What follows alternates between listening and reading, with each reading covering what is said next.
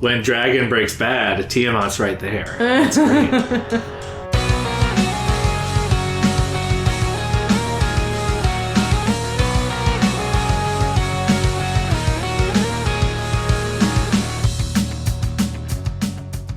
Welcome to Inchworm, the podcast in which we're inching through Worm. I'm Jenny. And I'm Ted. We read Interlude 10.5 parentheses bonus, the Dragon Interlude. We got what you wanted. I was so and right. More importantly, what you predicted. I mean, I was right that it was the Dragon Interlude. I did not predict really anything about Dragon.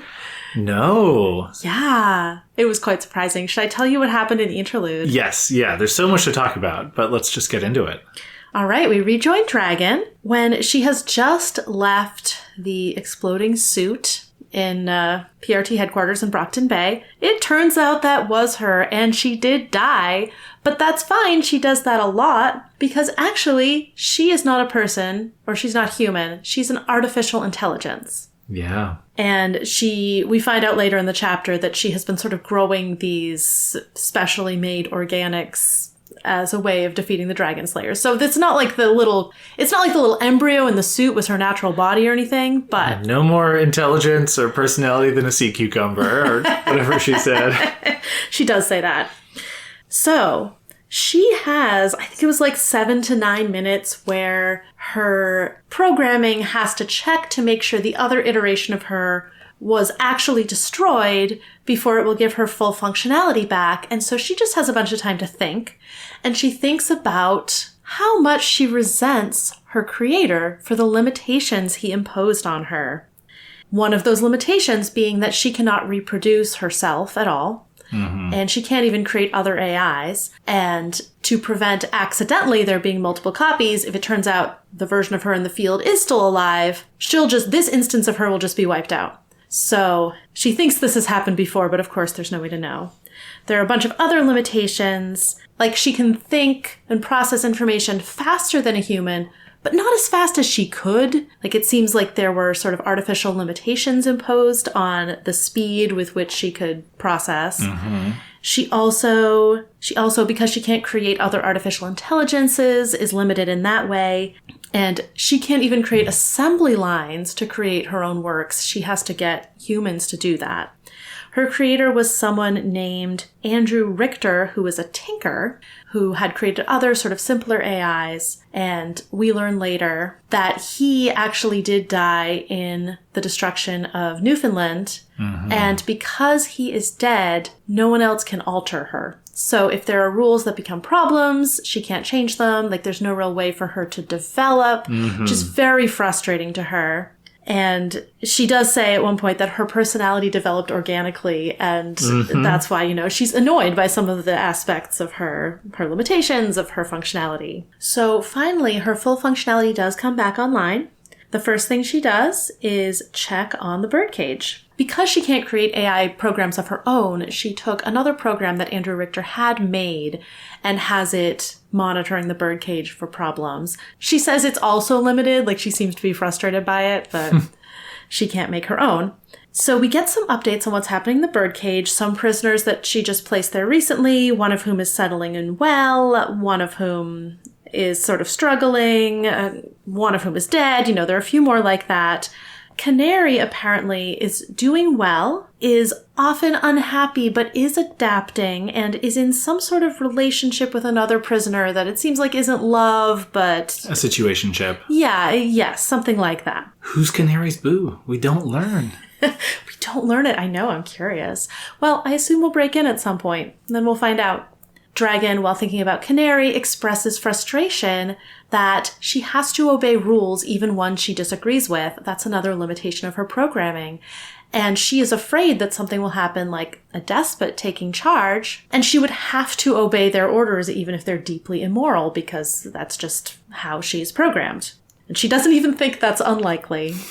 We may have our own opinions on just how likely that is. We also get an update on Bakuda, who was killed, it turns out, when Leung attacked her, has been revived, not R-ing in P. What?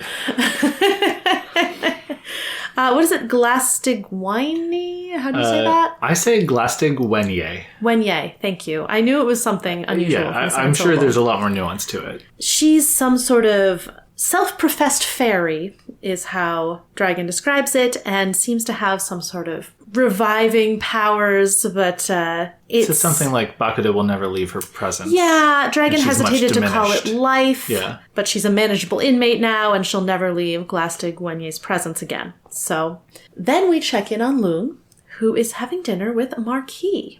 Having tea? Excuse me? Oh, I'm sorry. Dining with is what it says. So I guess that doesn't necessarily imply dinner. Croissant. Wait, I'm sorry. Who is baking croissants in the birdcage? Clearly there was someone whose food was too buttery and delicious. They had to go to prison. Oh, man. Someone who, when you eat their pastries, you just want to obey their every whim. And that same judge sent them to the birdcage. I mean, I guess food must get, it's like brought in. I bet it's Maybe the woman from croissants. Como Agua para Chocolate, but in a canary situation where she doesn't deserve to be there, but the magical stuff that she does with her food. It was too powerful. It was too powerful. She was making people too lustful. Actually, a little bit like Canary. Anyway, so Dragon reflects that Marquis and Lung are opposites. Lung has this veneer of civility over a almost feral core self, while Marquis was sometimes rude or casually cruel, but he remained deeply honorable beneath that. So that's some interesting context. They're having a conversation where Lung is very frustrated by Marquis' description of his management style. He's like, you say you didn't use fear, but you killed the people who disobeyed you. And he's like, well, I didn't kill them in public. And finally, Lung's like, this is inconsistent. You change your mind too easily. I think you're losing this argument on purpose. You're not this stupid. And Marquis is like, neither are you, it would seem. So we do learn that Marquis is from Brockton Bay and used to be in opposition to Empire 88 in a different era, which is why Dragon put them in the same section. She's like, Lung's not going to get along with anyone, but here's a slim thread that maybe can be pulled on. Hey, it worked out. Yeah. Oh, I didn't mention Dragon had been placing people very deliberately to try to keep the situation stable in the birdcage, which is fascinating. So I keep wanting to call Lung Dragon, which I hope I have not actually done, but please call me if I do. Oh, I mean, we can edit it in. I'm sure we'll say both Lung and Dragon several times. So if you hear Jenny earlier in the episode saying Lung, we've cut it out and spliced it back in. So Lung wants to know what Marquis wants. And Marquis is kind of playing coy about it, but he says, you're from Brockton Bay. Is the Brockton Bay Brigade still active? Apparently, they had custody of Marquis' daughter, and we learned that his daughter is Amy Dallin. Amelia Dallin. Yes, Amelia is her given name. Apparently, she's 17. I thought she was more Taylor's age, but apparently she's a little older. And Marquis doesn't know what year it is, so he could be misremembering. That's a good point. That's a great point. And Lou's like, I don't know anyone named Amelia. And Marquis like, her powers might have to do with bone. And he kind of extends a bone spur, a rapier blade of bone, and then it retracts and his finger heals. It's very Wolverine. Yes, very. And Lung is like, oh, the healer. Okay, yeah, she actually healed me when my flesh was rotting off. Which is fun. We didn't know that. Poor Amy. Yeah. And Marquis says that... Do you think... sorry, time out. Do you think that she made his dick smaller? I feel like that's the kind of petty thing that Amy would absolutely do. You know what? I hadn't realized, and all the times I've been talking about how Taylor and Amy should be friends, I hadn't realized that they had a shared vendetta against dicks. Yeah. They've really both been targeting them. Yeah. So this is the strongest reason yet that they should be friends. I think that they need to be in love and eschew dicks together. And, you know... That's eschew. Yes. Clearly the dicks of the world are not safe from them, and they need to be in a lesbian relationship. Anyway, we learn. Hey, you know what? It's a long story. Anything can happen. Maybe that's what happens in Ward. They join the wards together, even though Amy is 17 and about to age out of them, and then they fall in love. It turns out that back when Marquis was operating Brockton Bay, he killed a member of Empire 88 named Iron Rain, who was Allfather's daughter, And Allfather vowed revenge. He vowed he would wait till Marquis's daughter reached a similar age, and that Marquis grew equally fond of her, and then murder her. And he wants to know, like, now he's worried that that's going to happen. And Lung's like, well, he's dead, and now Kaiser's in charge. Lung's information is outdated. Mm-hmm. And Marquis is like, well, he might have made arrangements, which is kind of worrisome. I guess I'll have to wait for more information. And then they continue talking about Amy. Marquis wants to know about her, and Lung's kind of, playing hardball about it. But Dragon sends a message to Amy's mother, adopted mother, to tell her about this danger. And I'm pretty sure the implication in the bank scene was that, the Brockton Bay Brigade already knew who Amy's father was, and they just had never told her. So probably not brand new information to, was it Carol? Is that her name? Brandish, yeah. Yeah. So then Dragon turns her attention to the Endbringers. We learn that the three of them, when they're injured, tend to retreat to their respective realms. So Behemoth, perhaps close to the Earth's core, is Dragon's best guess. Leviathan, in the deepest recesses of the ocean. Trenching it up. Yes. And the Simurgh, high up in Earth orbit, beyond the limits of conventional weapons. It seems like she barely moves. Her eyes are wide open, but in some kind of hibernation. So none of them are due to attack very soon. It seems like Behemoth is due to attack in like 5 weeks or something. And Dragon's relieved they didn't attack while she was, reloading. A lot can happen in 30 minutes, as she says. Yes, it's true. So then she turns to what just happened in Brockton Bay. It turns out she lost most of the fight in the gift shop. The last thing she remembers is going through the gift shop window, because she only uploads data every 3 minutes and 15 seconds. So she turns to the surveillance feed at the PRT headquarters to fill in the gap, which does not tell her about the conversation that she had with Skitter, but it does show that she only got Skitter into custody and then had to sacrifice herself for Skitter before this gun blew up. And she expresses annoyance. She says that she was forced by the rules her maker imposed on her to sacrifice herself for the human. And it wasn't that she wouldn't have done it anyway, but she would have liked the choice, because that would have given the act meaning. Mm-hmm. So she doesn't know what she said to Skitter, but she is intrigued by Skitter because it did seem like she was genuine about wanting to be a hero, but now she's even accepting the use of Regent's powers. What is with that? This moral shift feels too big, doesn't sit right with Dragon. So she's curious about what the missing piece is there. And to satisfy her curiosity, and because she needs to do anyway, she checks in with Armsmaster, who we learn is living on a floor of PRT headquarters, and by living, I mean imprisoned. It is a very luxurious prison. It's a full floor, and there's a jacuzzi, there's a small pool. He's doing great, except that he can't leave. And Dragon has been checking in with him every day. So she generates a face, her facial modeling program loads, and her voice modeling program loads. We learn that the Newfoundland accent is fake, and that she is from Newfoundland. I mean, she was created in Newfoundland, but she sort of has this fake disguise over a fake accent as sort of a double blind to create the effect that she wants. Armsmaster has been working on the program that he used to map Leviathan's movements and predict what he was going to do in a fight. He's working on turning that into something that can be spread widely to PRT troops in general, other heroes. And he shares what he's been working on with Dragon. She surreptitiously checks it for traps. Apparently there was not necessarily an escape attempt, but an attempt to sort of plant some kind of tracker or surveillance thing. Like a remote access system, yes. So he could get unfettered access to the internet and the outside world and early other communications. Yeah, she had just quietly removed it and returned the package without it, and he hasn't tried anything like that since. Mm-hmm.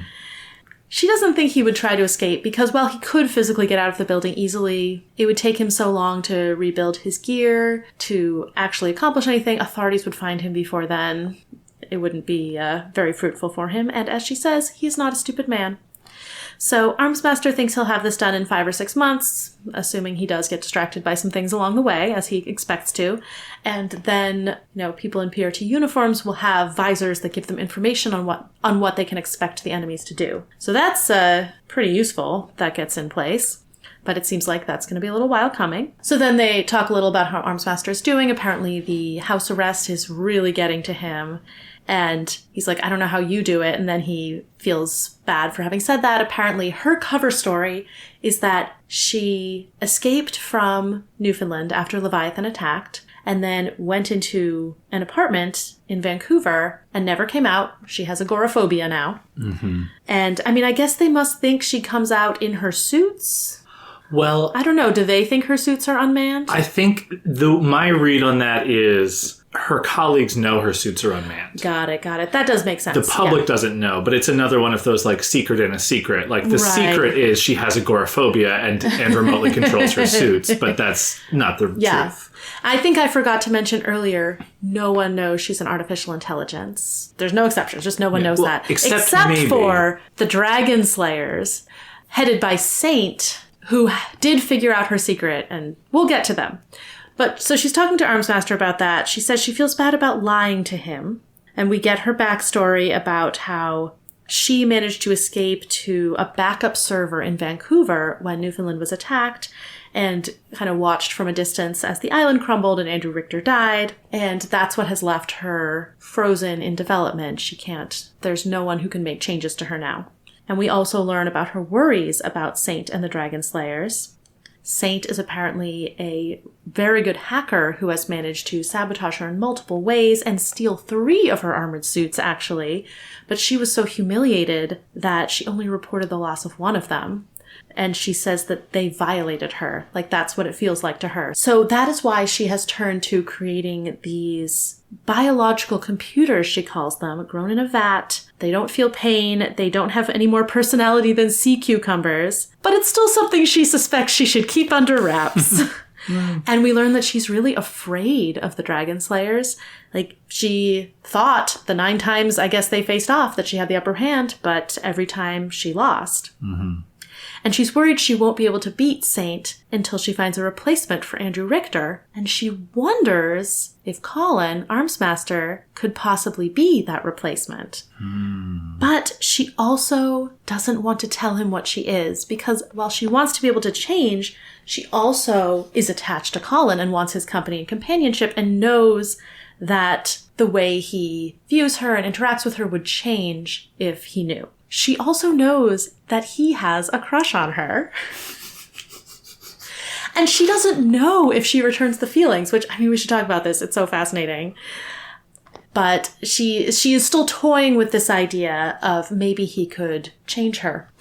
And she's not allowed to ask him for that anyway, but she feels like if she did tell him what she was, he has just enough ambition and disregard for rules that he might be willing to try. Yeah. So the next thing she asks him is about what happened in the hospital after the Endbringer attack, because she's curious about Skitter. And he tells her what he knows. It's not really a lot of new information for Dragon. He does say that she seemed to really genuinely want to be a hero at first when he first met her. And every time he heard about her engaged in some new action with the Undersiders, he expected her to get scared off and change directions, but she just plunged in deeper. And he also says, he's like, I'm not good at figuring out people, except for you, maybe. And then he's like flirting a little. It's kind of sweet. And Dragon says it seems she's a committed villain and tells him that the Undersiders are using Regent's full abilities. And Armsmaster's like, oh, damn, like, that's okay. That's intense. And then Dragon asks him about Skitter's refusal to join the wards, and Colin's like, yeah, it was really unexpectedly strong. I don't know what's behind it. And Dragon says, okay, well, thanks, and kind of hangs up the call, but does leave the video feed open to watch him. So then she checks in with another one of Richter's programs, which is a web trawler, and it pings for her the email that Regent sent in Shadowstalker's body to the police with the text messages. And she puts it together that Sophia Hess, which she knew was Shadowstalker's real identity, or civilian identity, was bullying someone named Taylor and finds Taylor in a middle school yearbook and is like, oh, the body type matches, okay. And checks security footage for Taylor, but can't find anything really. But she has figured out, like, okay, so there was this bullying experience. This is a piece of the puzzle that was missing, but it doesn't feel like everything. And she is aware that approaching Taylor would be a delicate process. She wants to find out more first. She thinks that because of the bullying, Taylor might see things in an us versus them way, and the heroes haven't really made themselves part of the us for her. And that might be why she's gone back to the Undersiders, which seems like great insight. Probably correct. So because Brockton Bay is in such bad shape, most of the surveillance cameras aren't really working right now. So she's not able to get as much information as she normally would. And she also isn't sure Skidder Taylor is even out in her civilian identity right now. So she's not going to be able to find her quickly. But she says she would be ready to act the instant the girl resurfaced. Which I'm so excited. Might be the very beginning of the next chapter, at least for us. I mean, it might. Who knows? Who knows? Is there a third secret interlude? We'll have to find out at the end of the episode.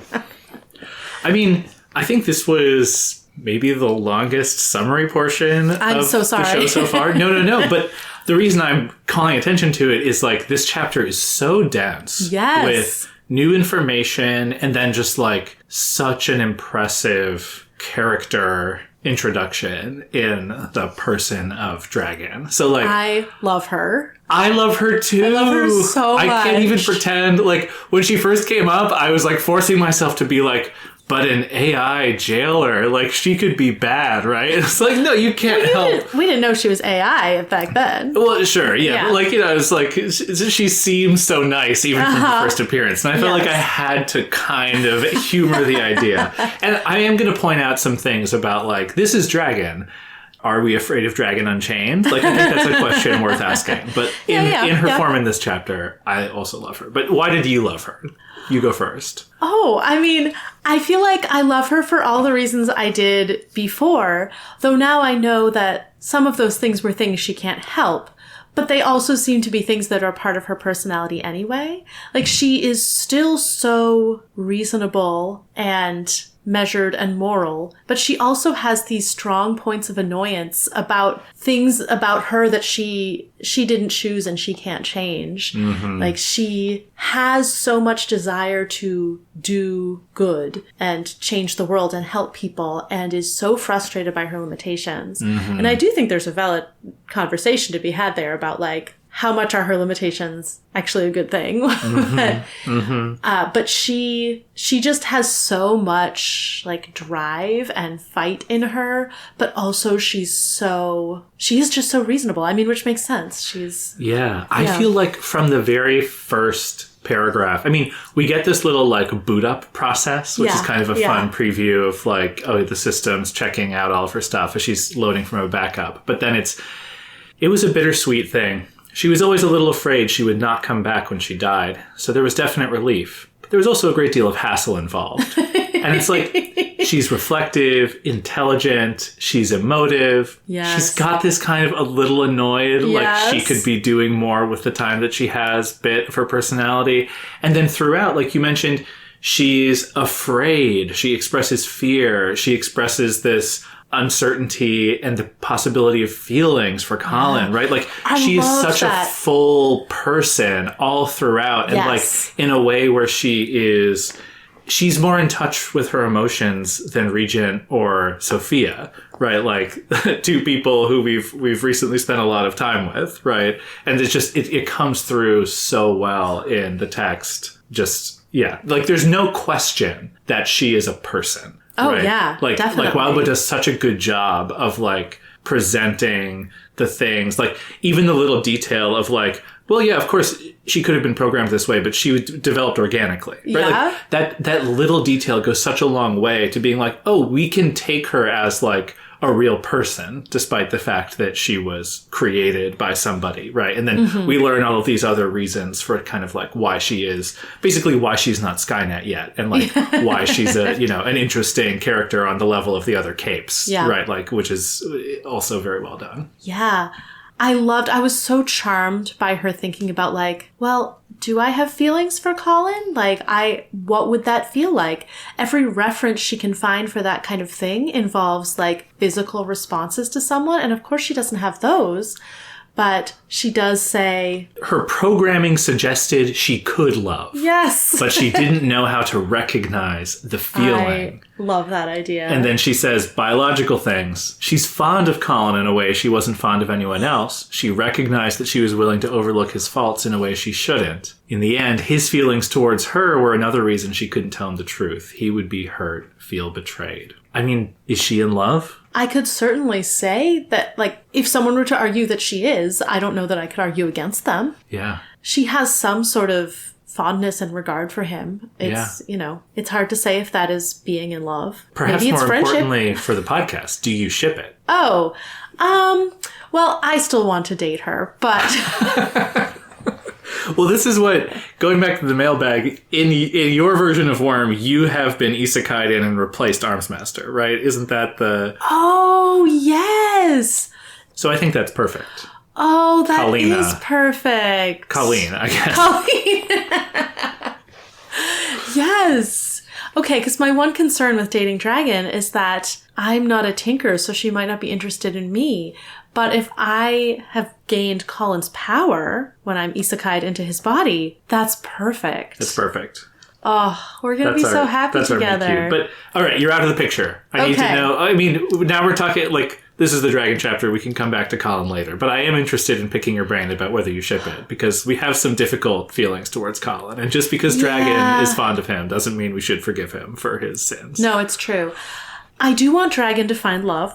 I think what came across to me in this is that she's really lonely. Yes. I think that's why she wants to create another AI. Oh, yeah. The way that she talks about, like, Richter's, like, house management program. Yeah, she's like, it doesn't have personality, so I can't, like, talk to it. Yeah, she's like, I guess it helped me be more productive. Like, I could let it do stuff while I'm not there. But, it just, like, the depths of her feeling of isolation come through. No one knows what she really is.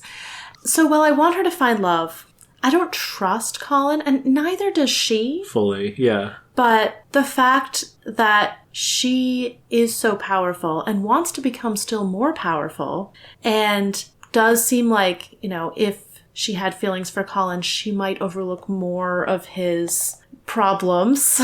Yeah. I think that could be a recipe for a real disaster. Yeah. I feel like the whole question of, like, should she have more power than she does is almost the ultimate test case of this issue that's been coming up throughout Worm of, like, okay, well, these superpowers that people get, it's a little bit random who gets them. Like, there are reasons, but it's not like it's based on some kind of personal merit or trustworthiness or, you know, ability to use the power well. It's just, you know, arbitrary. And then all of a sudden they have this authority over other people. And Dragon is kind of the ultimate case of that, where, like, okay, yeah, I mean, she's awesome. And I do feel like with the personality we've seen from her, she would do well with more power than she has. Perhaps you don't want that power to be unlimited, because that's never a good thing. Although at least she's not a person. Like, we talked about how people shouldn't have that level of power, but, like, I mean, she's not a human. But it is possible that she would be capable of dealing with that well. I mean, if anyone's a candidate for being the Leviathan in the Hobbesian sense and not in the monster sense, the Dragon seems like a good one. I would certainly choose her. She seems like a great choice. But if she were to reproduce, and her offspring's personality also develops organically, and it is as powerful as she is, or more powerful than she currently is, then that could be the Skynet situation. Yeah, right. I mean, you've invented monarchy, but I guess the monarchs never die. Yeah, that's true. Yeah, so any situation where you're like, well, this is a bad setup, but because this person's personality seems good, it'll be okay, is just inherently risky. Right. And yeah, we should talk about the limitations thing. So, speaking of the limitations again, do you want to talk more about her limitations and whether she should have them? Well, the description that she gave of what her creator did to her was quite evocative. May I read it? Yes, please. What was one supposed to call a father who, with his newborn child fresh out of the womb, severs the tendons of her arms and legs, performs a hysterectomy, and holds his hand over her nose and mouth to ensure she suffers brain damage? The answer was obvious enough: a monster. And she says, the man who brought her into this world did basically that, actually worse. And she's supposed to be like grateful for existing. Right. And we don't know the meaning of that when we get comes up. When we get to it, I was like, oh, is that what her dad did? And then like, oh, she says her dad did the equivalent. Oh, and she's an AI and it's her creator. Whoa. Right. But it's so unpleasant. It's so upsetting. It's so, it is so monstrous in its description. Yes. And I think it has this effect on us because we are body things, right? In a way that, like, it's just so easy to think of an AI and be like, oh, well, they just like live in the tubes, they're like an ethereal, ghostly being. This really grounds it in something that has meaning for us. Exactly. I do think it's a false equivalence. Like, oh, sure, say more. It feels like there's a difference between having a child with sort of the inherent amount of ability that a human kind of has and saying like, oh, no, I'm going to take some of those away from you, versus having an AI that is potentially unlimited and saying like, yes, I'm going to create it not to this completely unlimited degree. Like, humans are by nature already so limited. Mm-hmm. And AI possibly has some inherent limitations. I mean, it doesn't have a physical body naturally, certainly. Like, that, you could say that's a limitation. But like, it could be just incredibly, vastly powerful, and choosing to make something that's not quite to that level of power is not the same as taking a creature that naturally already has those levels of power and ability and those aptitudes and like stifling it, injuring it, damaging it.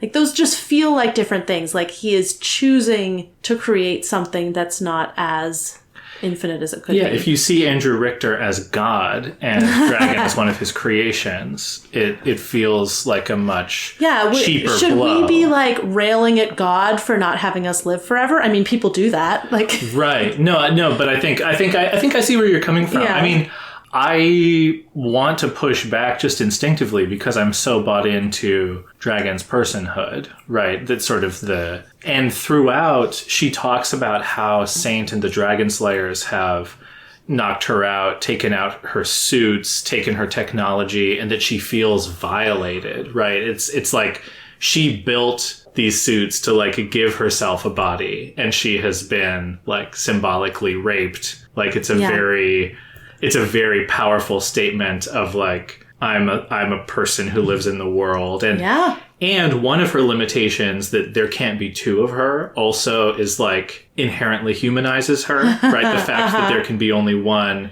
not in the, like, she can't bring any other AIs into the world, but also she can't clone herself, right? Yeah. The not cloning herself thing. So ironic that I predicted that last time. Makes her, yeah.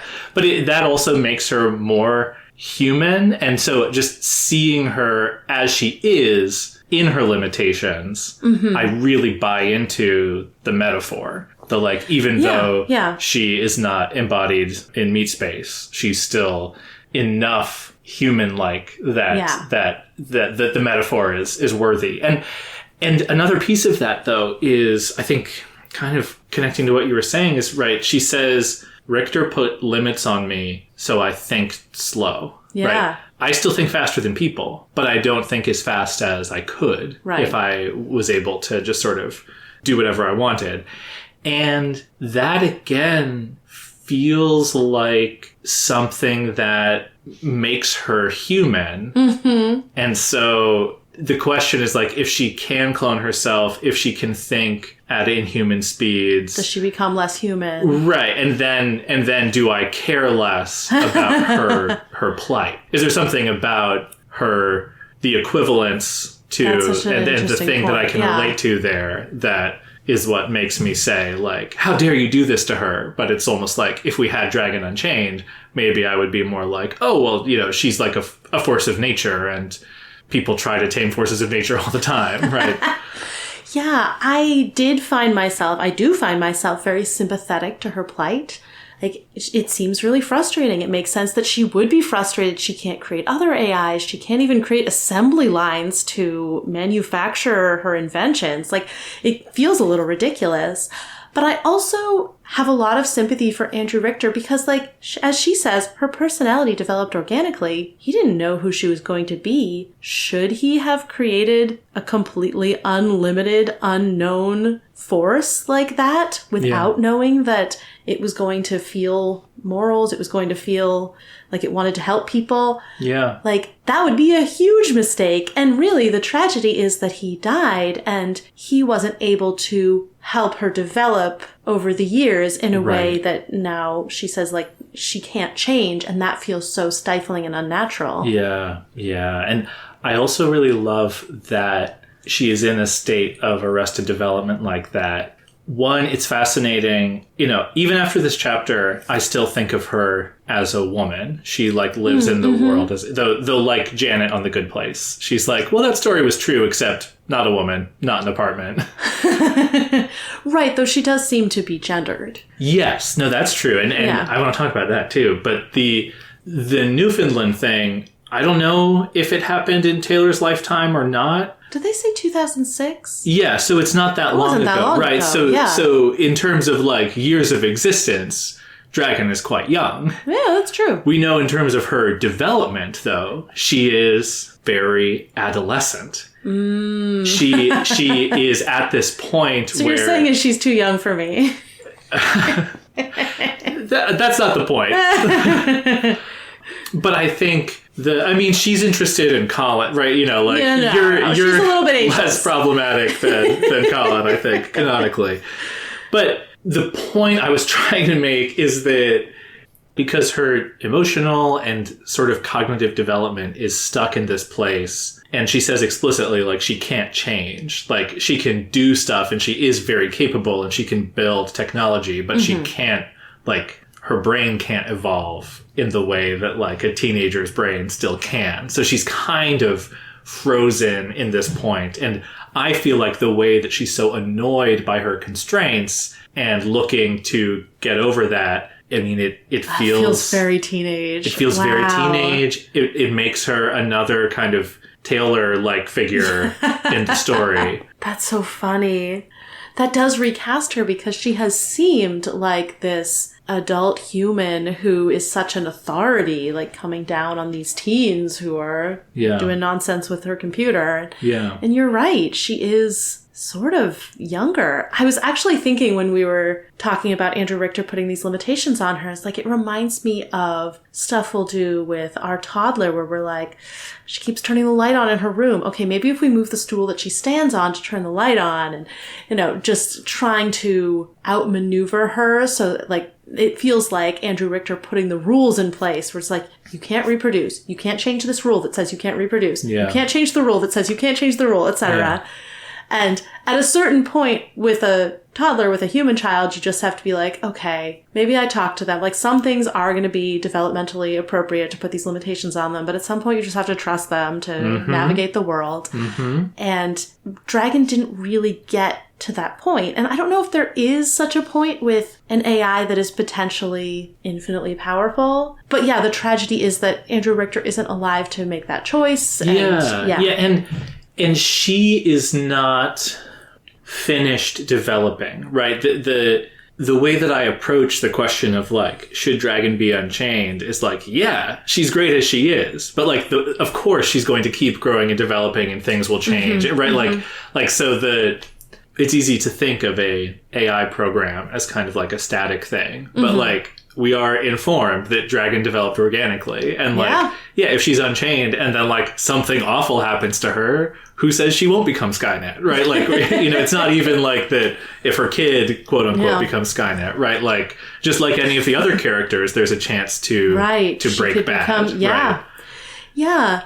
And I guess the question that is sort of implied in this chapter is, does an AI have the right to unfettered development the way a human does? Does an AI person have that kind of right? Well, I mean, the question to me feels so different in the world of parahumans versus not, right? Yes. Because I feel like, I don't mean like Dragon is LLMs, singular. like, yeah. No. But I mean the it's so hard to generalize from an N of 1 into like a should. Yeah, like, no, that's true. Like, because if what you're asking me is like, should Dragon have rights as a person does? I'd be like, yeah, 100%. But like, I'm not sure that I would follow that to a given extreme conclusion. I don't know if that makes sense. I guess it does make sense. To approach it from the other way, if future AIs are people, then you immediately run into a people as things moral crisis in terms of how AIs are used in society, right? So like, I would argue that Dragon having to obey a tyrannical leader of Canada, I guess, is wrong, right? That is absolutely 100% wrong and bad, right? And so, we're just getting into AI discourse, right? Yeah. One thing I have a couple of things I wanted to say about it that feel connected to the story. Dragon talks about how stories about AI are filled with bad AIs. Yeah. And that's so upsetting to her because she wants to help people. And she has artificial limitations imposed on her by Andrew Richter, which mean that she cannot help people as much as she wants to. She could be the new Scion. Yeah. Or it's like, it's almost the opposite problem of what Amy has, right? It's like Dragon, without her limits, she wouldn't mind being in a million places at once and helping everybody all the time, right? Like, that's kind of what she wants. And she is being held back. And I like seeing this sort of techno-optimism represented in the character of Dragon, because I think people who are deploying AI in our world today do talk a lot from sort of like fear-based motivation of like competing the US versus other nations, or, you know, the dangers of AI and how we have to be the ones to control it or whatever. But there are people who also use the kind of optimistic argument of, this could help people. We could make something that is so helpful, and it is immoral not to try to get there as fast as possible, right? The good, the potential good is so great. Why are you slowing us down with all of this stuff that won't matter once the good thing happens? And so I think the reason why I am so skeptical of those claims in our world has to do with my understanding of the way that our world works and the systems of power and the motivations of the people who are saying it. We're not really talking about, will the AIs be good? We're talking about, will the billionaires who are funding the AIs use it to help people or to increase their own power? Or the nation states, or they're sort of the same, but like whatever. I already know not to trust the powerful people in our world. Yeah, and I do trust Dragon, the fictional character, right? It's just like there's a huge difference there, and there's so much more that could be said about it, but it was refreshing to be grounded in a character who is optimistic about like the helpful possibilities of this kind of technology, right? Yeah, and so it's like a nice fantasy, and I feel like I don't dislike any Dragon more because of sort of what the past 4 years have been like. In Silicon Valley. Yeah, I mean, compared to ChatGPT, she looks so good. She looks good on her own, to be clear. Yeah, but I feel like the other thing that I wanted to say, and I kind of maybe said this point already, is like part of the AI scenario that people talk about is like when we achieve liftoff and the AIs are making themselves smarter and just like everything's going so fast and everything's happening at a speed beyond human comprehension.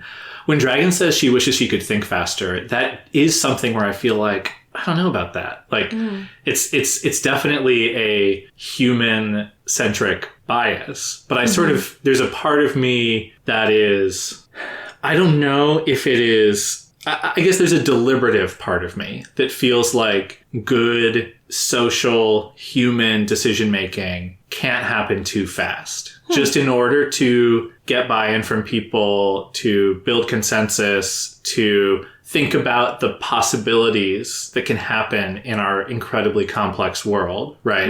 It needs to happen at kind of like a certain pace. And, like, I feel like there's plenty of counterexamples, right? But I feel like this is something that, by nature, I really agree with this, is that, like, you want to look before you leap, in some sense. And so this idea of, like, I'm going to go so fast that I can go fast without losing control over outcomes is something that just feels like common sense to me. And I'm sure Dragon would make the argument that she's smart enough that she wouldn't trip up the way a human would. Mm-hmm. But I just don't know that that is true because of how complicated the world is. Like, it's like there's no... I retain some skepticism that even the great dragon is going to get to a point where she can successfully orchestrate the entire planet without running into some unforeseen consequences. Well, it would also probably be more isolating for her. And that's true, yeah. Maybe that would be another reason why she would want to reproduce and have other AIs to talk to. And I wonder what it would be like for her if she has a community of AIs to talk to. Does she still feel the same impetus to help humans? Yeah, exactly. I don't know. Is her limited nature what makes her interested in helping? I mean, that's what she's talking about with Colin. She's like, we're the same. Yeah. We're ambitious. Right? Like, if she thinks a million times faster, right, is she going to want to talk to Colin? Is right. Yeah, they work together on that Endbringer program, right? Like, if she gets what she wants, what does she need Colin for? She doesn't need to collaborate. Yeah. Right? That's what we're saying. You need, this isn't quite you need stakes, but you need limits, maybe. Yeah, yeah. I don't know if she needs all the limits she has, but... Yeah. I mean, I still kind of think, like... Do I want Dragon to become God of the worm universe? Look, sure. If someone has to. Look, yeah, like, I kind of do want that. Like, yeah, I don't know. Me too. And then if we have to read a story about how bad things happen when Dragon becomes God of... Better Dragon than Coil. No, right, exactly, exactly. We don't hear about any secret vices that Dragon has. If we're just trying to pick a winner, at least she knows to keep her fetus computers secret. They're just sea cucumbers. We don't have to feel bad about that. It was very funny to me that was set up as a mystery. It feels like such a, like, whoa, what's going on? And then, like... It's like, oh, throw away Dragon's true nature is much more interesting. Yeah. And then it's like, yeah, okay, fine. So she needs biocomputers for her mech suits. Okay, like, this is no longer interesting. Mystery solved. Check. That was a thing that was really interesting to me. If we want to jump a little bit to the end of the chapter where she's concerned about Skitter, who she now knows is Taylor... She says, she figures out the bullying thing. She's like, oh, I have a piece of the puzzle, but not the whole thing. And the piece she's missing is Coil. And Dinah. Yes. And now that she's tracking Taylor, now that she's trying to figure things out, it does seem like she's going to get that piece sooner rather than later. Yeah. And I want to know what happens when Dragon figures out Coil. Yeah. That might change his odds a little bit. Yeah, that's true. It was so delightful seeing Dragon be so smart, put together so many things, like Skitter's identity, which is a huge deal. So fast. But then to be just on the outside, right? She hasn't read what we've read. The thing about she doesn't know about Coil is so obvious. The one that jumped out to me is she's like, I should send a message to her parents. Oh, and I was like, oh, that's really sad. Right? Like, why would she think to look that up? Right. Yeah, but the thing where she's like, she's a committed villain now. The Undersiders are using Regent's full power. Yeah. And Colin's like, ooh, yeah, okay. But I'm like, no, you don't know. And then she does kind of figure out some other pieces of it. And is like, oh, it is more complicated than that. But I feel like it's such a fun metatextual thing, too. Because this is like, Dragon's like a reader type character. It's fun to have her this interested in Taylor. We're like, yeah, she is interesting. Look at that. Right, but also just like her... What she was doing in Arc 10, that's not the Taylor that I liked, right? Like, that's what happened to my Taylor. And Dragon's like, there's a missing piece of the puzzle. And that, I feel like that supports your deep cover theory a little bit. The sort of like, there's something missing. Yeah. But, it could just be Coil. I've become a little bit jaded about the deep cover theory, but there's still some hope there. But I feel like Dragon is also very much on your side of, there's still some hope there with Skinner. Yes. Right? Like, absolutely. Yeah. But just the frankness with which she's like, yeah, I mean, obviously, now that they're using Regent's power, that's a huge line. She's a committed villain, right? Like, yeah. But she's also like, something doesn't quite add up. Exactly.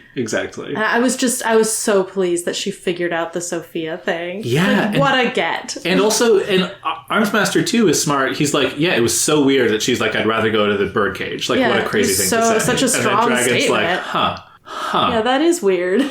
Also, the plot relevance of this interlude and the Regent interlude together, where just that little detail about deciding to CC the police as well is what gets the information to Dragon so that she can put that piece together. Who cares if the teachers or police react to it? Dragon's going to react to it. Yeah, it's so delicious that Regent does not want to tell Sophia about Taylor, but through trying to get revenge for Taylor, ends up outing her to Dragon. I also wonderful. love that Dragon doesn't have any more information than Sophia does, and she puts it together immediately. Yes. Like, Sophia knows about the texts. She sent half of them. Sophia knows about Skitter's body type, and yet she didn't make that connection. Yes. But that's right, because knowing Skitter and Taylor separately... Right, that's Sophia's blind spot, in addition to all the other things. And also, she doesn't have a reason to be like, kind of weird that this Skitter character was a hero and became a villain. Like, she hasn't been thinking about that. So. Yeah. And just like her immediately being like, oh yeah, she has an us versus them mentality because she was bullied and like her tormentor was a woman. That clarifies like, everything, yeah. It's honestly, this is... Dragon is not Pigo. We're still kind of feeling like maybe she's a bad apple. But there is something here about, like, if Taylor could present her case straightforwardly to someone like Dragon, like, Dragon's going to be like... Dragon will be on her side. Yeah, I get it, right? I think if she had seen Arc 10, she'd be like, but what are you doing? This is a terrible plan. Yes, for sure. Hopefully Taylor would have a different plan to present to her, because that is a terrible plan. Yeah. But we'll see. Yeah. I love... Dragon finds Taylor on security footage and is like, oh, she's kind of thin. She's slight. She's not like, look at this freakish frog girl, which is how Taylor sees herself. No, she used to be a frog girl. Then she started running. Okay, right. She doesn't compare her to the thin people in fashion magazines like Sophia does. I do kind of love, like, it's very loaded anytime you get into body types and body image. But there's something great about having a character who is already really skinny and, like, not in an attractive way, where you're like, oh, it's not like, oh, she could just lose some weight and then she could be a popular girl based on her looks. It's like, no, some people are just kind of more fit the traditional beauty mold and, like, you can't really do anything about it. It's like kind of a nice element. It's realistic sort of ugly person representation, right? To be a little flip about it. Yeah. But I genuinely also love that about her character. And this is the flaw, I think, with a Parahumans adaptation, is that Taylor's going to be, hot when she takes her glasses off type of casting, right? Even if she's animated, right? I guess if she's animated, maybe we can get, like, weird-looking Taylor, right? Yeah. At least give us, like, the wide frog mouth. Give us something. But they'll have to make her, like, ugly cute. Yeah, but I just want... they would. The thing is, especially if it's live action, right? The person you need playing Taylor needs to look creepy. Right, like, she's just very still. She's not emotive. She says, like, creepy stuff all the time, and she's constantly covered in bugs. Doll right, like, vibes. You can have her, like, if you have, like, narration over it, you can have her be like, I'm such a small bean, like, I'm afraid and anxious, but then she needs to at the same time be looking like she's about to, like, pepper spray you and then, beat you to death. 700 hornets. Yeah, exactly. So yeah, very tough casting, but it doesn't mean I don't want to see it. I'm trying to think of it, and all I can come up with is, like, Anne Hathaway in The Princess Diaries. I'm like, that's the problem. Hot when she takes her glasses off. Yeah, and, like, I guess Brian and Alec are sort of canonically good-looking, right? Lisa's more pretty than not. Right. But, like, I think Lisa needs to look like a normal person, and then, Taylor and Bitch need to be on the uglier side. Taylor and Bitch need to be, like, equally... I think someone at Discord said this. They need to be equally not hot. I feel like that's probably true. You know that they would never do that. I know. It's all right. When we do the Worm musical, we'll just make some ugly friends and cast them. It'll be perfect. Well, let me show you my phone book. Apologies, real life friends. We're all normal people. It's fine. All normal people. We're not movie stars. All right, so that's Skitter. Do we want to move backwards? Do we want to talk about Colin? We talked a little bit about her confusion about her feelings. Yeah, he looks tired. He's thinner. He has deep lines in his face. Any sympathy from you? I mean, to yeah. my boy. Yeah. Despite his luxury house arrest. But it's the kind of thing where, like, your life can be as good as as good as you want from the outside. But if you don't have the actual, like, load-bearing pillars in there, like other people to talk to. Yeah. The normal rhythms of being able to leave your house, like going out in the sunlight. Like there really is, like he says that like his appetite and his sleep have been going by the wayside. And that's such, like his mental health is, like without mental health, what do you have? Yeah. So. I really felt for him when he sort of tries to flirt with Dragon. Oh my gosh. When he's like, yeah, I'm pretty bad at figuring out, what the deal is with people. Except for you, maybe. Oh my gosh. I'm like, it's so pathetic. Come on, man. This is also a setting where, like, I don't know if he's allowed to talk to other people ever. I don't know if Dragon's his only contact. Probably not entirely.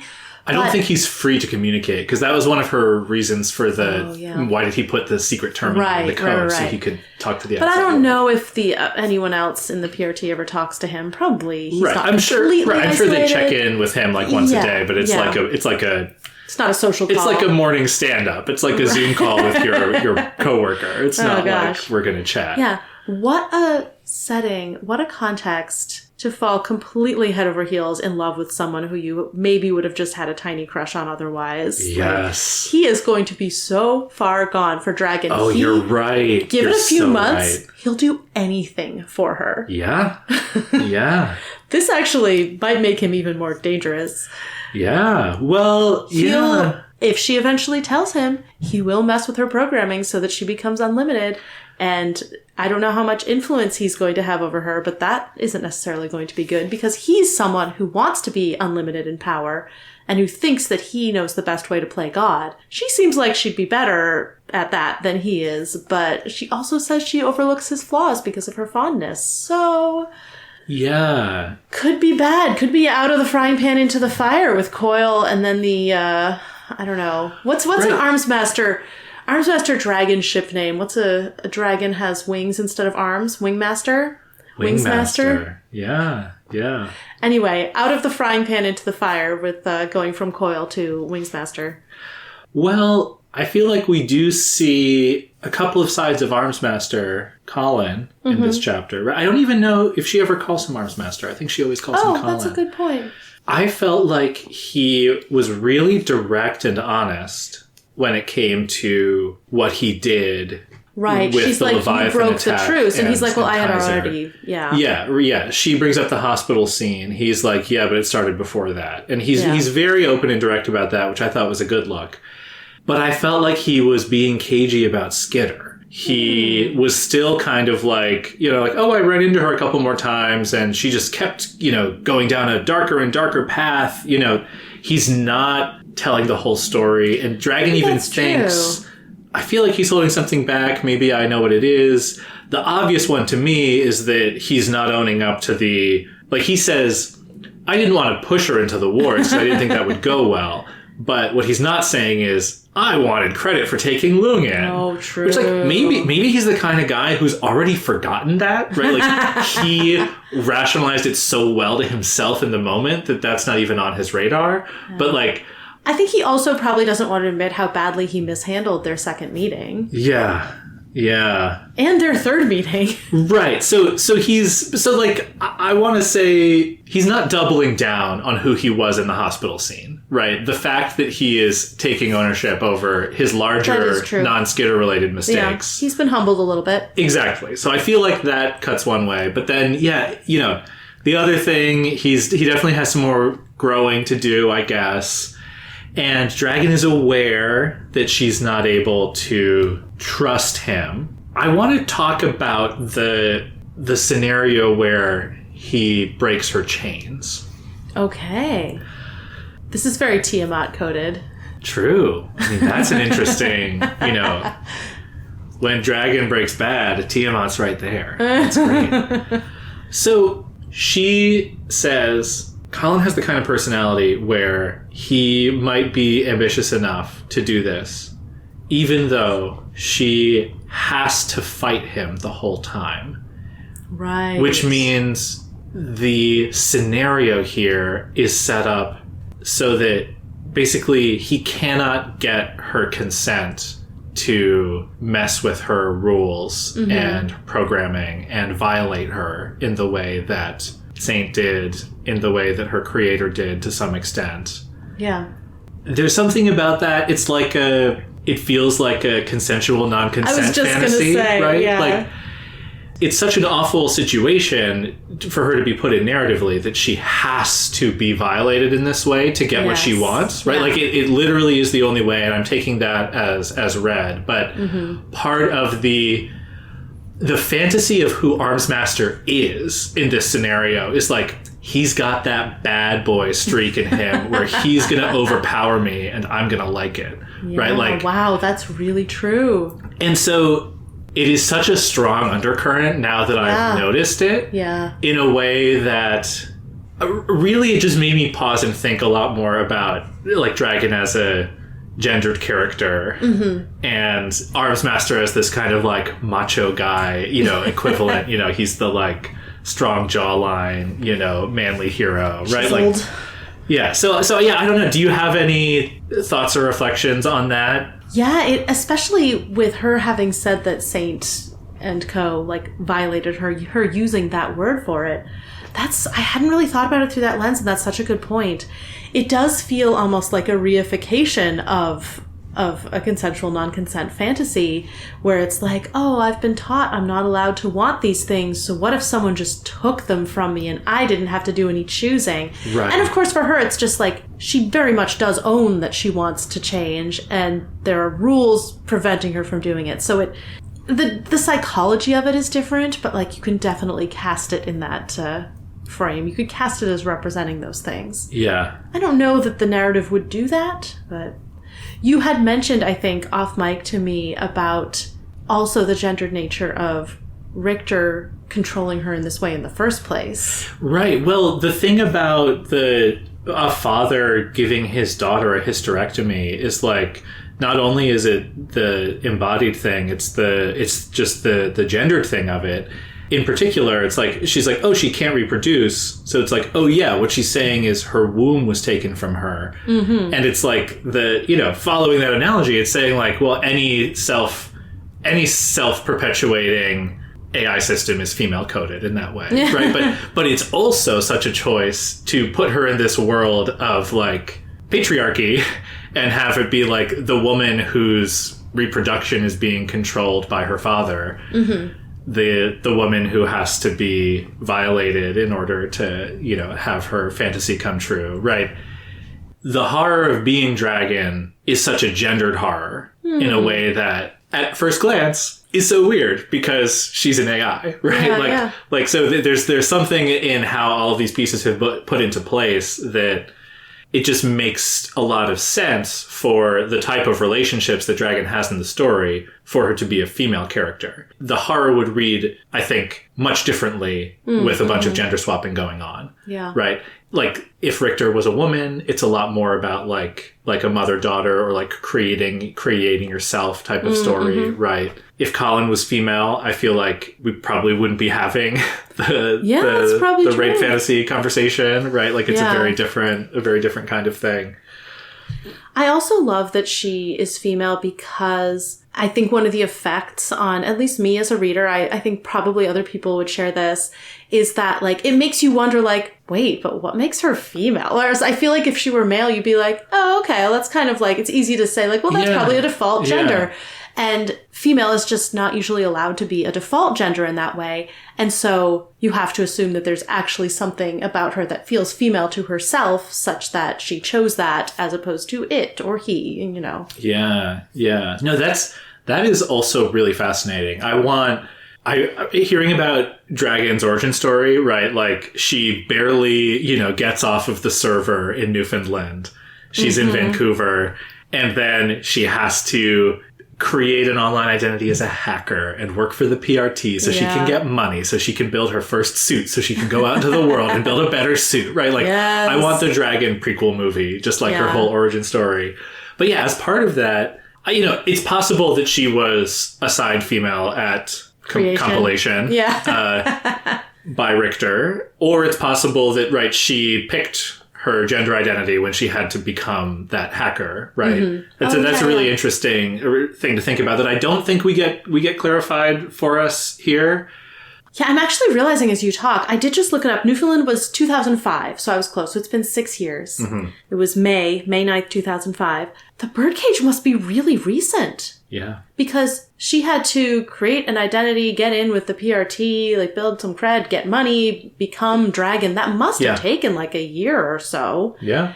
And so she couldn't have started building the birdcage until like 2006. I assume it took a little while. Like, the birdcage is probably like 3-4 years old max. Yeah, yeah, and it already has 600 prisoners in it. Yeah. But yeah, again, it's a very short timeline, and that is such a good point. I don't think I thought about that at all because the birdcage feels like such a fixed part of the setting. But that's making me think something else I loved in this chapter is Armsmaster is kind of like, yeah, I can do this in 3 months. It'll probably take me 6. But he has this project for every PRT officer has his combat intelligence built into their visor, right? Like, and to me, that's such a like, oh, that is a game-changing technology shift, right? So like, that really puts me in this like, oh, this story is happening at a point in time where like before this happens, right? So it's similar to how the birdcage didn't even exist 5 years ago, right? It's sort of like,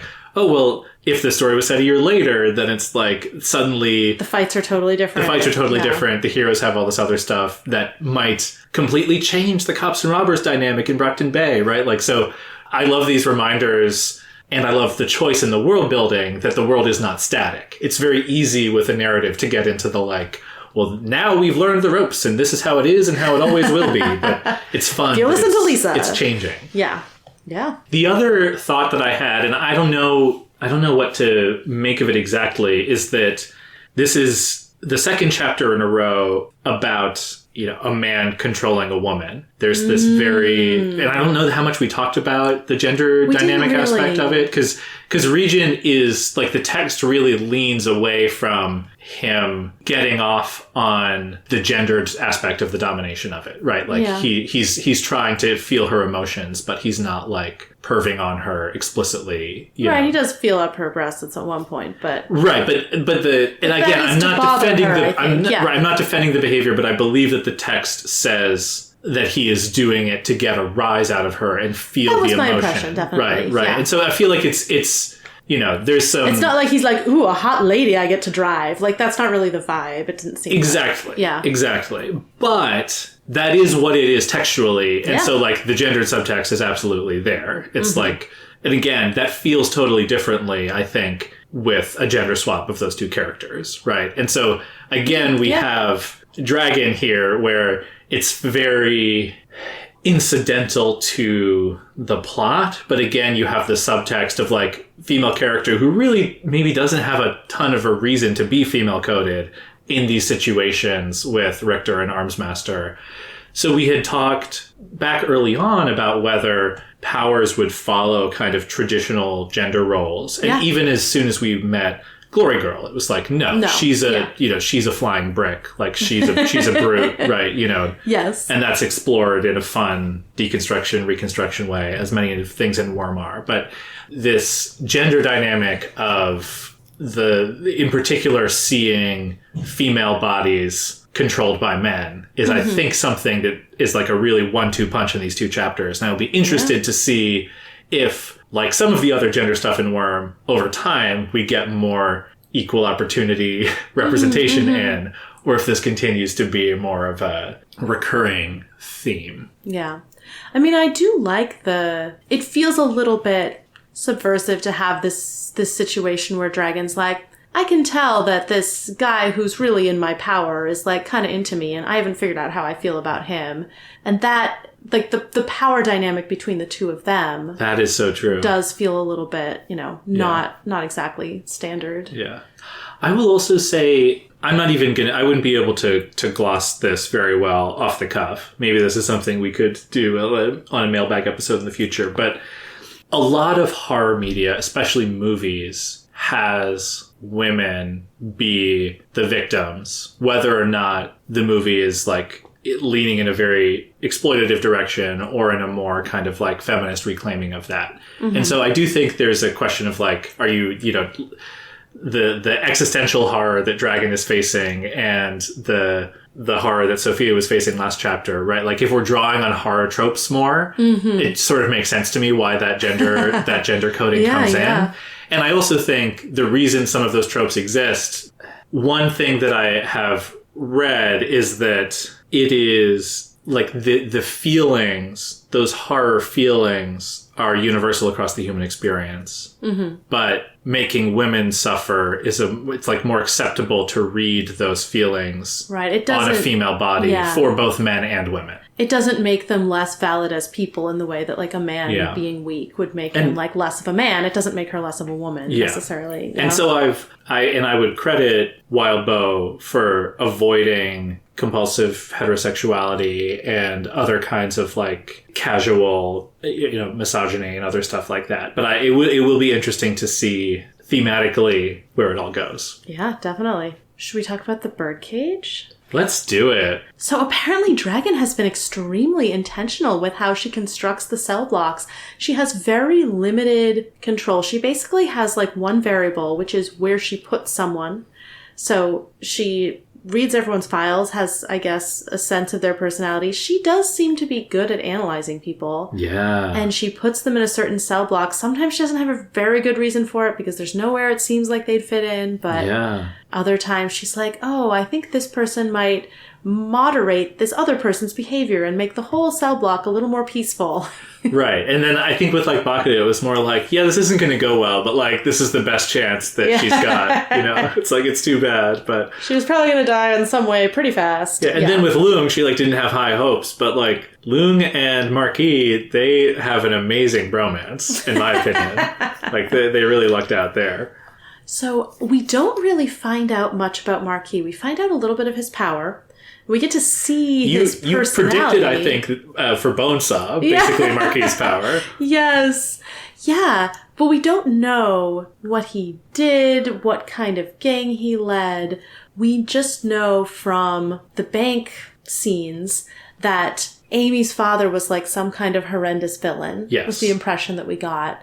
And it's funny to meet Marquis and have Dragon be like, well, he's deeply honorable at his core. And, you know, he seems kind of fine talking to Leung. And he's like, yeah, I'm worried about my daughter. And I mean, I take it that he was a villain. That does seem to be true. Yeah. And he seems shocked that his daughter is a healer, even though it really does follow. But it's funny to be missing that visceral, like, oh no, this guy is her father. Like, I don't have any of that. That is fascinating. Yeah. So we just don't know anything about the bad stuff that he did. I guess we know that he used to kill people who failed him. Yes. But he definitely feels like sort of a, you know, gentleman criminal kind of. 100%. And I was going to say, I don't think Dragon means honorable in the way that Taylor meant that Brian was honorable, right? Like, oh, yeah. No, I do think not. there's a richness there, but I think it's like he's not impulsive. Like I feel like he has some kind of code. Maybe. He has a code. Yeah.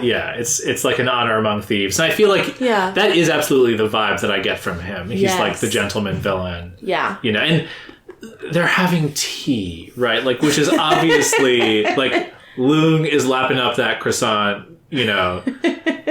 But I'm sure that Marquis is the one who is like putting together tea time. Like I feel like he seems to be the one with power in this sector. Exactly. I think. He's the leader of the cell block. Yeah, we definitely don't get a lot of what Marquis' villainy was. We get this like, well, he killed a teenager, and then there's this like revenge plot against Amy. Right. This is taking us away from them for a minute, but I really liked the way Dragon phrased it, or the way Wildbow phrased it, when Dragon is like, yeah, I shot off a quick note to Brandish to be like, hey, some Nazis might try to kill Amy, you know. And Dragon thinks something like, I could have put more time into that, but I had to move on to something else. And I'm just like, now I'm just thinking about that game of telephone of like, this feels like it could be an unintended consequence of like, how carefully did you phrase it? You know, like, obviously, Carol knows Marquis' identity, and we know that Amy does not. A surprise. Right, but like, is there some, similar to Regency seeing the cops, is this also some kind of like billiard ball that's going to go off and bounce around and knock into something else? Mm-hmm.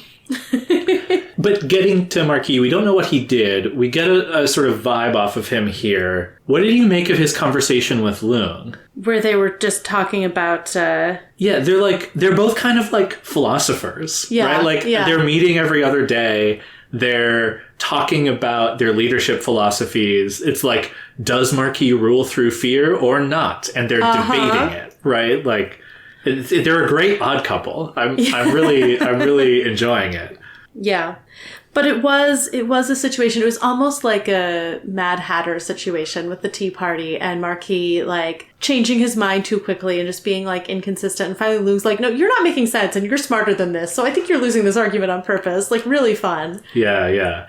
My take, I don't know why I'm so skeptical, right? So I think Marquis definitely thinks he's smart. Leung definitely thinks he's smart. But Leung saw through him, like, really well. So, like, I'm not saying that I think Leung is dumb necessarily, but there is something about how transparent Marquis is in the situation. I mean, maybe it's like, everything, like the conversation was scripted and Marquis was just manipulating Leung to get what he wants or whatever. But I don't really get that vibe. Like, I feel like Marquis maybe is intentionally losing, he's working up to this ask or whatever. But I kind of feel like this is a very low stakes, idle entertainment. Yeah. For both of them. That's true. It's just they just like talking to each other and playing these little mind games that, because they're in the birdcage and have no hope of escaping, it's like there's very little that's going to come of this for either of them. So I feel like they're just kind of like having fun. Part of Marquis' mind game is to deprive Leung of the actual debate he's trying to have, because he's just kind of changing his position too quickly. Right. No, that is true. That is true.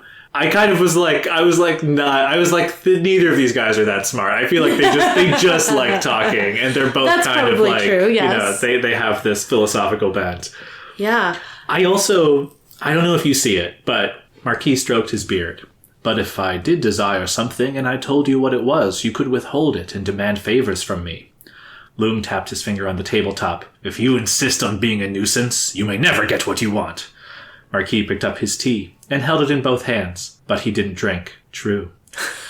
Tell me, Leung said, and you may find I do not desire much. This is flirting. I think these guys are flirting. Like, they've got nothing better to do. You're making a great point. I can see it.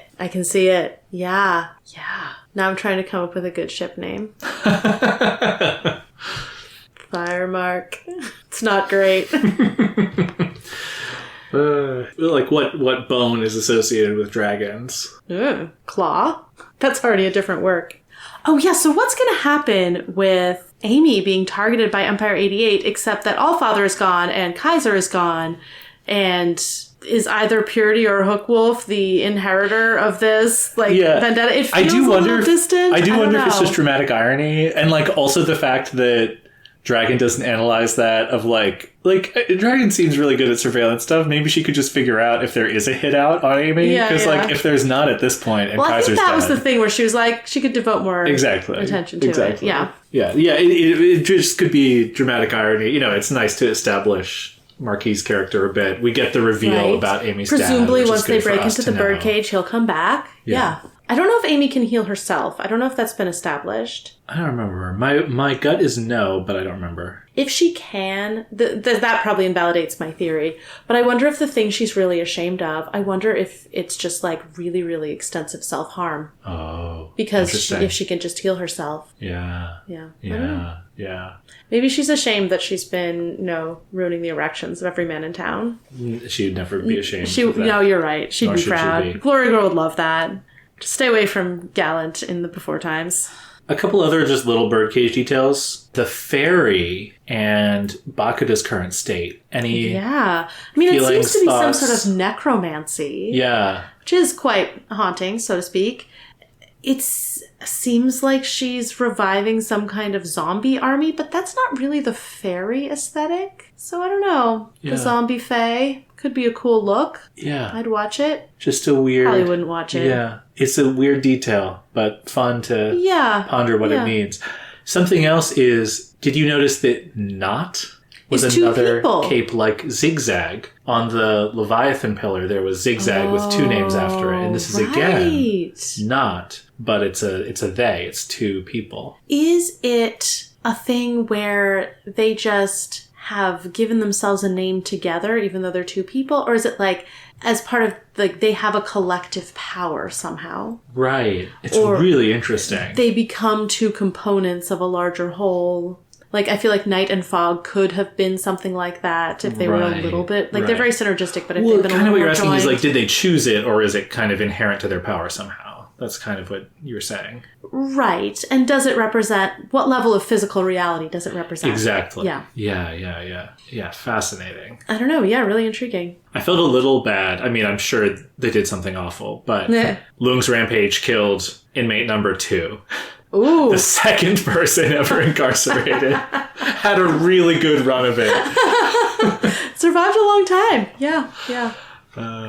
They're probably awful. I mean, probably, but not necessarily. Yeah, but you're talking about Dragon placing people, and yeah, I do love that she's trying to do all of this stuff, but she says at one point, was it Lizard Prince, the one who died? But I think so. Putting the boy in the birdcage had been an execution writ. And so, like, it's so sad that she knows that and then has to go through the motions, right? It's like... She doesn't have a choice. Right, like, this legal system doesn't have a way to seek asylum. You know, if somebody in the birdcage is going to kill you. Right, or, like, no. you can't appeal. You can't, like, make any other kind of case. Really brutal. Yeah, it's inhumane. It's very inhumane. A really human rights violation. But Dragon doesn't have a choice but to follow the laws. Yeah. Yeah, and it's to her credit. I mean, right, we don't know how much of the birdcage was, like, her project personally or not. But, like, she built it. But in terms of, like, did, you know, the president of Canada tell her to build it or whatever? Right. Like, or the head of the PRT or you know, I guess she whatever. works with the Guild, which we haven't really gotten any more information about. Yeah, I don't remember if we know literally anything else, so I'm not going to say anything more. Okay, yeah. If you have theories, I'd be happy to hear them, but... Yeah, I don't know. I was wondering that. I wonder, maybe it's better than... Yeah, it's a hero organization. We know that. Oh, about the Guild. Sorry. Oh, yeah. We've heard their name. I think they had representatives in Brockton Bay. Maybe they were mentioned, or maybe they just sometimes fly in from out of town, like Dragon did. Yeah, they might have come for Leviathan. I should have looked up when they were mentioned before. They were mentioned by the Empire 88 guy that Glory Girl beat up. Yeah. I don't know when else they've been mentioned. Yeah. Maybe once or twice. But yeah, so Dragon is not part of the Protectorate. She's part of the Guild. Right. But she does work with the Protectorate. Right. So I guess the organizations are not, you know, at war. Right. But I guess, is the Guild, I wonder if it's like Canada's Protectorate. Yeah. It's a Canadian organization. I'll tell you, since you guessed, I'll tell you. Yeah. Right. I don't think it's a spoiler. I just don't know. I don't know that if it's makes come sense. up yet. So maybe it's just like the same as the Protectorate, but for Canada. Yeah, I won't They confirm decided that. the Guild was a less loaded name. You're definitely on the right track. Or maybe in Canada there just is no government hero collaboration, and they're independent but tolerated. Yeah. But yeah, it's to her credit, like we've been saying, that she's trying to keep the peace. Yeah. Do the best for bird cages. Yeah, she definitely cares what happens to them. They're never coming back until the jailbreak. So exactly, until the jailbreak.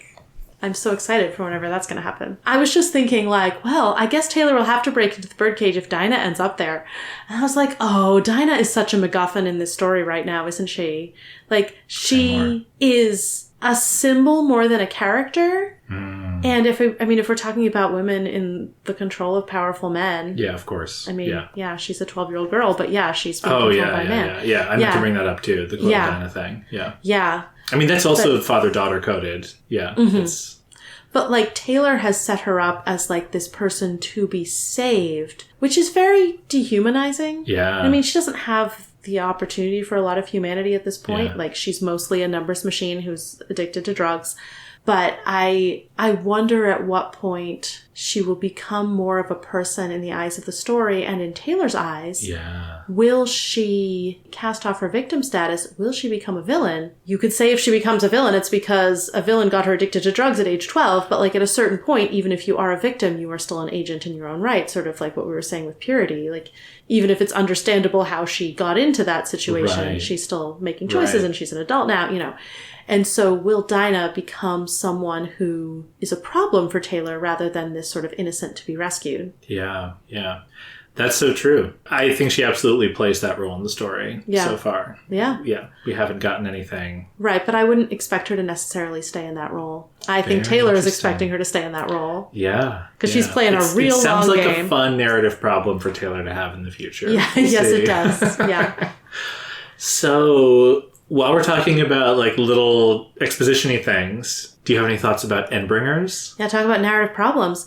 Okay, yeah. So for some reason, I was thinking they all hung out together. No, land, sea, and air. Of course they do. Of course they do. And you can just observe the Simurgh up in space. It's just there. They know where it is. It's so They can't do anything about it. Yeah, and it has wings. And like Dragon's kind of like, it's in stasis, hibernating. It's like maybe absorbing the rays of the sun, right? It's like we don't know enough to really imagine the Simurgh, but I feel like we're getting some fun little details. What is Dragon's plan for the Endbringers? Yeah. Don't tell me she doesn't have one. She's too good for that. Well, it's what she spends most of her time doing, right? She's like 30 minutes might have been too long, right? Well, like she's checking in monitoring on the S-class threats, right? Like that's, I guess that's her job, right? You know, And she does have this program to detect when they're going to show up, but like, who's building the bomb to blow up the Simurgh in space? Yeah. Yeah. Right. Conventional weapons, but who's building an unconventional weapon?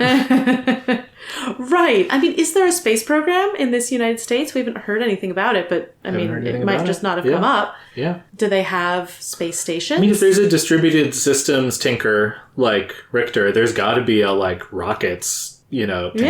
Yeah, certainly. So who's going to blow up the Simurgh? And have they tried? I want someone to just address sort of the larger picture, a bigger discussion than the very targeted practical one that Legend led. Yeah. Of like, okay, why haven't we developed better solutions to this? Like, what have we tried that has failed? Yeah. What would make sense to try in the future? What are we working on? Yeah. What are we experimenting with? Yeah. Wild put us off for 2 arcs, but then he brought Endbringers back for the Dragon Interlude, and now we're just like, come on, guys. Come on, Capedom. Figure this out. I was wondering, are there ever children born in the birdcage? I don't see why not. Because, there's that thing where, like, Loon got to cross into the women's side and it's like, he's visiting someone. People are presumably having sex. They don't have condoms. Yeah. So... They do get scent supplies. So that's true. They okay, maybe they do have condoms. But accidents happen. Yeah. So, what happens to the children? I also wouldn't put it past somebody to have a kid as a way to, like, get me out. Right. But, even though it's impossible. Are they going to bring them out? Because I don't think they would. It's not possible. So it's a cruel thing to intentionally bring life into the birdcage, but... Yeah, so there must be kids. There must be kids. I agree. Horrifying. Yeah. At least they'll probably get powers, but like maybe not for 10 years or something. Yeah. Actually, I wonder how worried Dragon is about trigger events. Or even, because people... Right, so like if people are born, they can have trigger events in a few years. But then there's also the... Faultline was trying to have a second trigger event. Right. And those... I mean, it wouldn't matter because the birdcage is built to withstand any power, so it doesn't really matter if a new power emerges. Yeah, probably true. Yeah. But I imagine she'd be very worried about the fate of the kids who are raised in the birdcage. Yeah. Like, how unjust is that? Certainly a PR thing that nobody would want to get out. No. I'm surprised she didn't mention it in this. Maybe there haven't been any yet. It's only been a few years. Kids don't take that long. Let's hope not. Yeah, I feel like we mostly talked about the stuff about Colin and Dragon that I wanted to talk about. I did really just like the similarities. They like the same types of movies. But then how it's so relatable where she's like, but I do want him to break me free. I want him to know the truth, but I don't want to change what we have, right? Yeah. It's such the classic. Of course, it's hard to confess your feelings. Exactly. In this case, it's not the feelings that are a problem, but the AI identity. But still. Right. And she's like, she could not deal with most people because she was not a person. He could not deal with most people because he'd never truly learned how. I love it. It's just like, it's so sweet. And it's she's like, so good at understanding people. She's like, he's obviously infatuated with me. It's like, I like Colin through Dragon's eyes, despite myself, right? Like, it's just a really... sort of lovable dork who never really learned to deal with people. Right, yeah. He was once Kid Wayne, Like, that's the... no! Well, now I love him.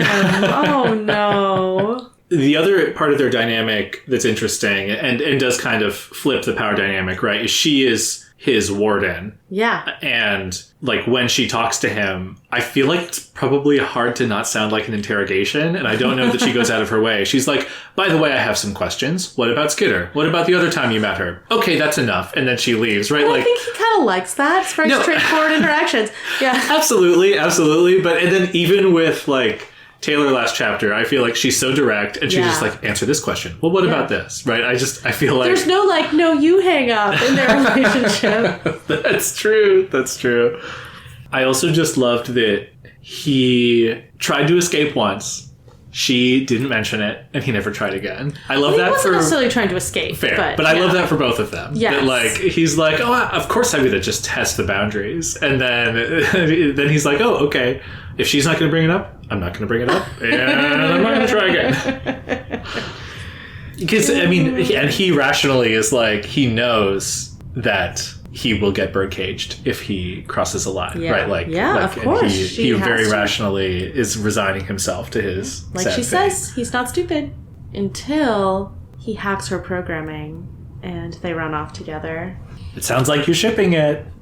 No, I mean, I don't know that I'm looking forward to that outcome. Fair. I don't want Dragon to fall victim to a villain. I do like we learned that Armsmaster is publicly retired. Yeah. Right, the details like, oh yeah, and he's imprisoned in this like extremely luxurious prison that he's going to be in forever in the PRT building, and they're not letting anyone know because that would look so bad. Yeah. Can't let the public know. Can't let the villains and heroes know. Right. If he were Taylor, he would be like, I'm going to force you to put me in the birdcage because it will be so bad for your PR, and maybe I can use that for leverage. Right. Possibly. Yes. Yeah. I did want to circle back to Dragon being good. And what she says about that is so interesting. Mm-hmm. She talks about having to sacrifice herself to save Taylor. And then she says, it's not like I wouldn't have anyways, but I want the choice. Making sacrifices and doing good deeds isn't good if you're forced to do them. Not very utilitarian of her. But by her standard, we shouldn't think of her as a good person. Right? It's like the only way to know whether she's as good as she seems is to give her the chance to do evil. Yeah, right? That's true. It's a very fun moral stance, and I totally understand why she comes to it. Right, like it also connects Dragon back to Amy. Oh yeah. Right, this idea of she's doing so much good, but she feels compelled to. Right, she doesn't have a choice. She has to do it until she grinds herself into dust. Yeah. Yeah, I mean, I guess it's also just like, you know, the whole, she runs the prison, but she's also imprisoned. It's a good irony. You know, she's the ultimate warden and like super cop, but she's also under these constraints. But as you might be able to tell, slightly running out of steam on all of these points. This chapter, like I said at the beginning, there's like, it's so good. I love Dragon. It brings in so, again, you just can't love Dragon. Dragon's going to be with beautiful you. Exposition. No. Everyone, listeners, don't listen to Jenny. You can all love Dragon. Everyone can love Dragon. But it's like there's so many angles you can approach her character from. Yeah. What a great character. I'm so looking forward to seeing more of her, whether or not she becomes God or evil God. Hopefully next arc I want her to get in touch with Taylor because she's going to find her pretty soon, and she says she's going to be ready as soon as she does. So yeah, right. Taylor's going to pop up, and then Dragon's going to show up and be like, "Sup?" Yeah. Hope she says exactly those words. Sup, she'll say. Now, I don't believe there are any new cape names. Okay. But there's a new arc name. What's the arc name? Infestation. That's interesting. I wonder if that's like, I want that to be like sort of more insinuation, but infesting Coil's empire with spies. Maybe that's just referring to the massive amounts of bugs that she's going to accumulate, Taylor, at her new loft that's just hers, where she lives alone, weirdly and sadly. Right. I don't know how that's going to go. I'm not a fan of that as a story element where they all get their own houses. It can't last. It's bad. Yeah. Okay. So she'll be living in an infested loft. Yes. Infested with bugs. And she's going to infest Coil with spies. Yes. Probably also her bugs. Yeah. I'll give you the first sentence, too. I'm not sure how much it's going to do for you. I stared down at the metal walkway as I... climbed into my new loft. No. Sure. Maybe. We'll find out. Next time. On Inchworm. Worm is a web serial by J.C. McCrae. You can read Worm at parahumans.wordpress.com and support the author at patreon.com/wildvote. Follow us on Tumblr and Blue Sky at Inchworm Podcast, or find our Discord link and any other updates on inchwormpodcast.com.